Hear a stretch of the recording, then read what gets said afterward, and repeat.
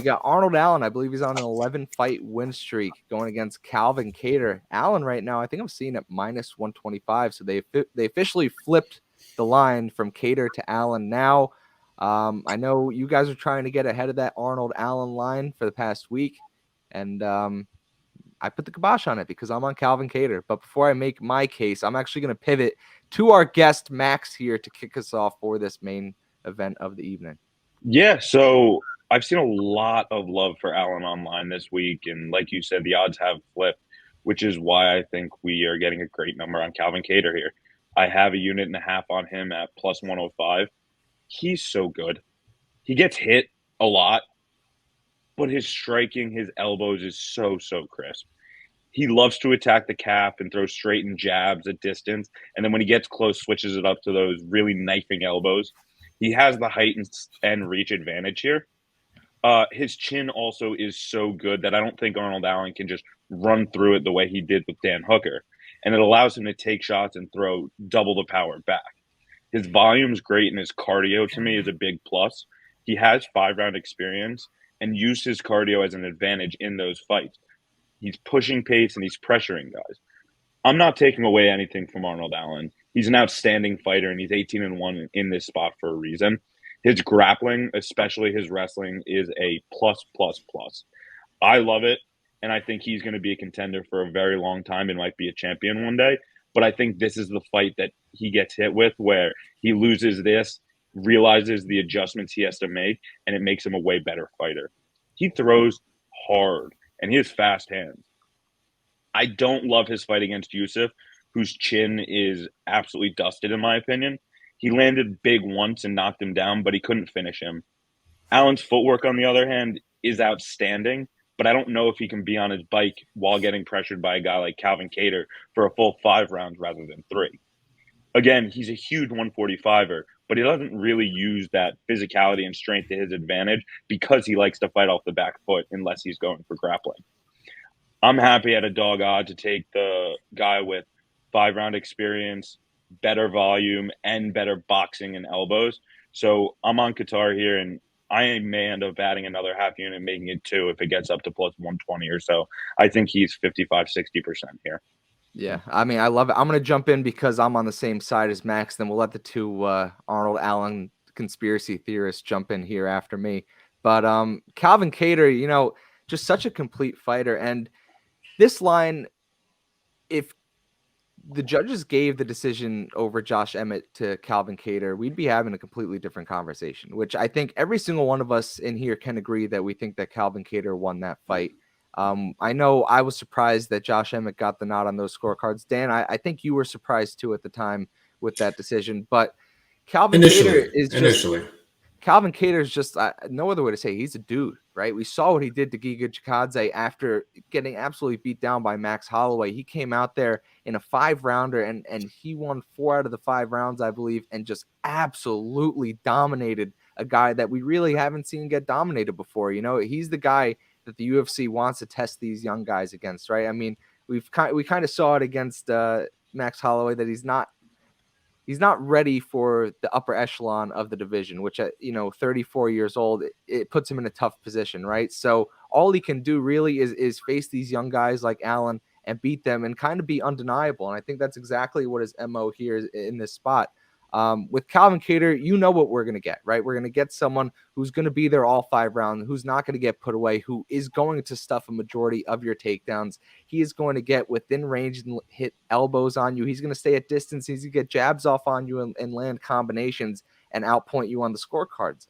With Arnold Allen, I pretty much just see a bully, right? I see someone who goes in there and he's able to bully these guys, either get them out of there or just get them to wilt really under his power and his pressure in a 15-minute fight. With that being said, I see him mouth breathing in second rounds often. I see him struggling to keep up paces. Third round, comes around, he's a shell of himself in the first round. So in a 5-round fight, I kind of feel like Allen has to find a way to get Calvin Kattar out of there, which we all know is a near impossible task. So at minus 125, I don't necessarily see the value in Arnold Allen. I just don't know what he's going to be able to present to Calvin Kattar that he's not going to be able to figure out.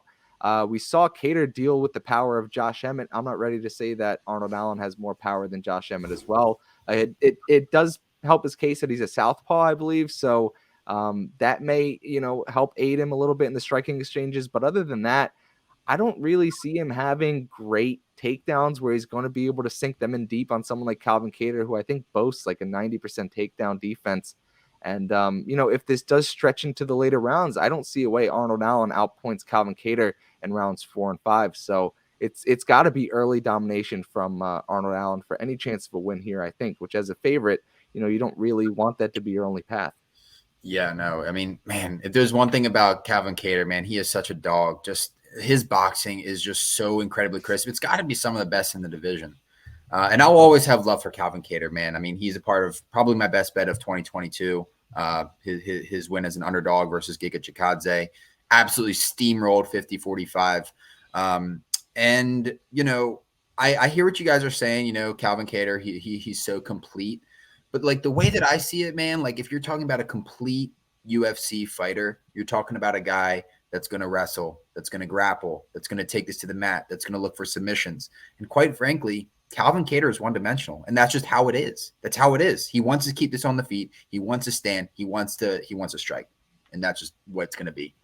A guy in Arnold Allen. I was watching that Sadiq Youssef fight. I saw a lot of red flags. I genuinely did. The way he's able to smell blood is quite pitiful. Like, he knocks him down. He isn't able to find that mark. Sadiq was like out cold too, and he wasn't able to finish it. For what it's worth, obviously Allen, is able to take this to the mat. He does have that, that big left hand. It's absolute heat. And, I was breaking down this fight a little bit more last night. I'm on the Calvin Kattar side, guys. I think that the experience is going to be. I wish I had a flip-flop with me. I'll hold it up right now. I think that the experience I think that the cardio is going to be there. Like you said, Matt, I saw a lot of red flags with Allen going into that second, third round. Saw it slowing down, not having that much power. And in a 5-round fight, I totally favor Calvin here. Mind you, he's very hittable. He takes a lot of shots, but he has a chin. Like, he can take it, and he can keep pushing forward. And I think that it's going to frustrate Allen. I think that Allen's going to get pieced up with these combinations. And I'm expecting a late round finish. I think that he's going to finish him in round 4, round 5.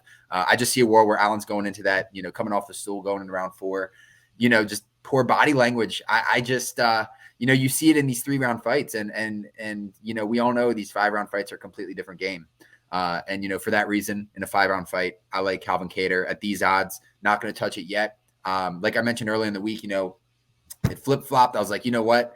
I expect Allen to be up the -140, -150 range, and I still stand by that. And with that, I think that we could potentially get Calvin Kattar at a +125, +130 mark. And man, at that number in this spot, I love that number. So let's rock and roll with Calvin. I'll lead this off to Bet Juice. Dan has like an evil, maniacal smirk on his face. Right now. He's like, I just love it. I love, I just love it.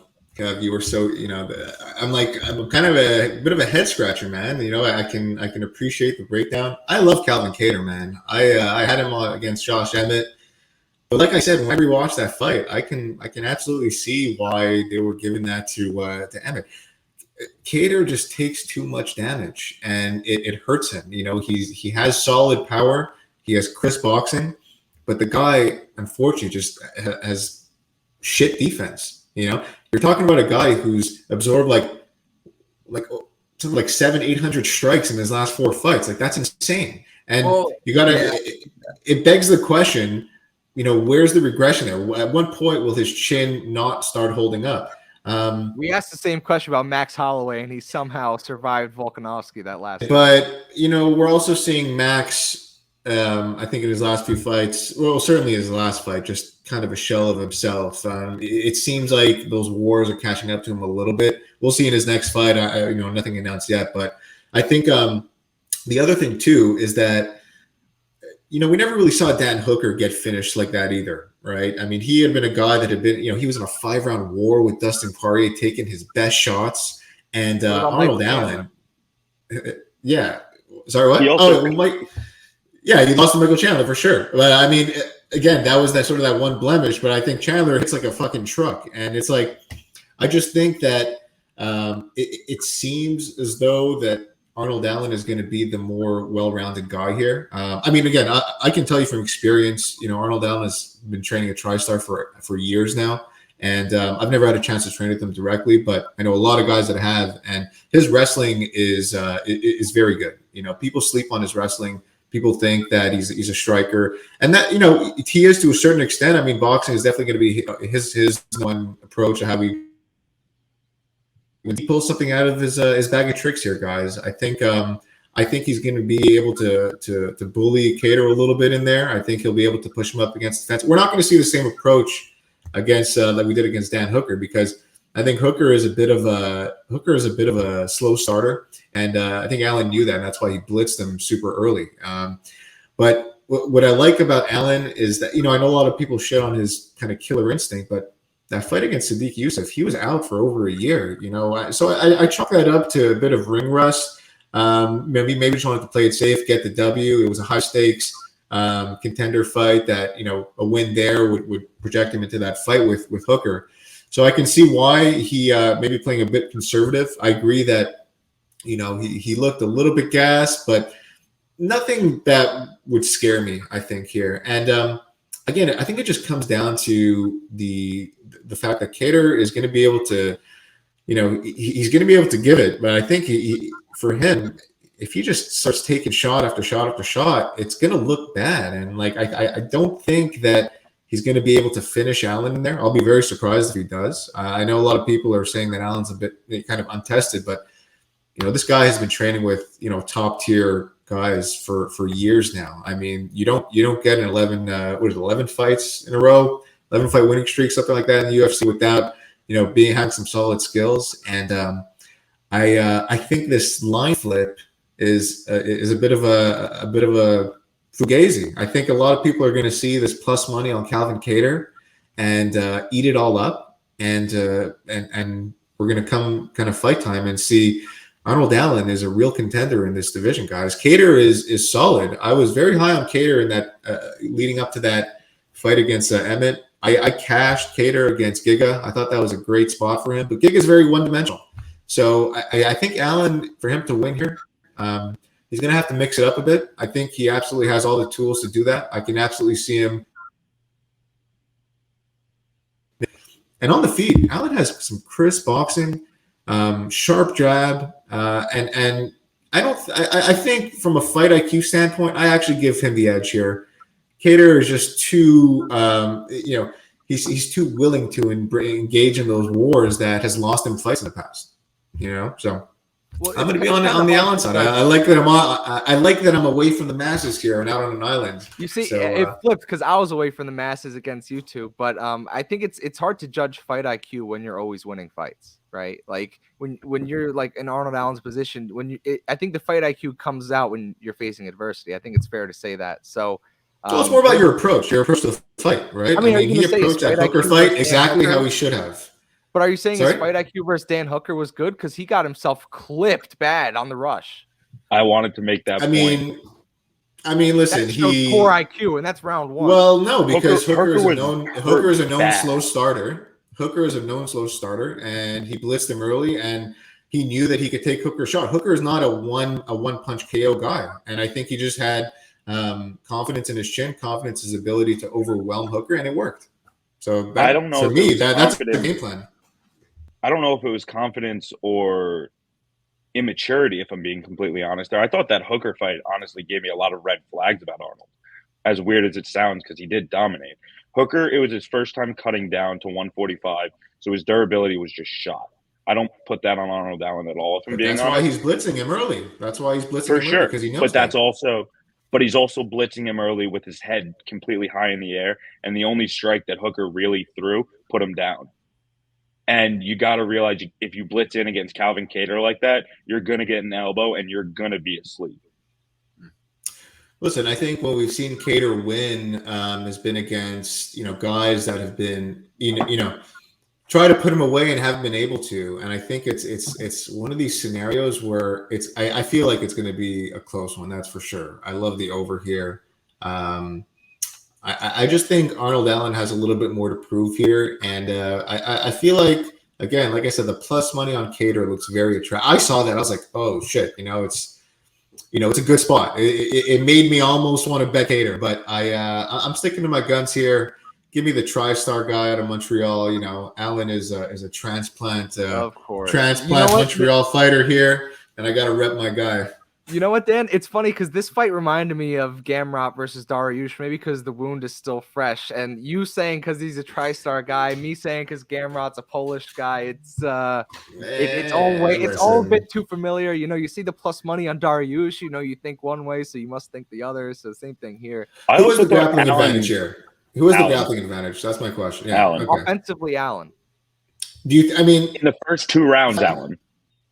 Well, we haven't seen Allen, and I can tell you that Allen has 5-round cardio, 100%. You could, but in his 3-round fights, he doesn't show it because he gets tired and he mouth breathes. Because it's a 3-round fight. You got to approach it a little bit differently. I think it's 100%. But you can't prove that he has experience doing that.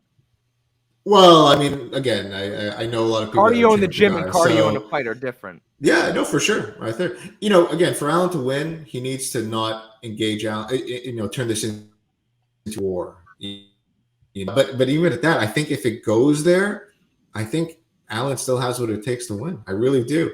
He's gonna. I don't want to say he's gonna be the harder hit in there. It's super close. Both guys have really strong boxing. I really listen. I respect all your opinions, guys, but I'm stuck on the Allen side over here.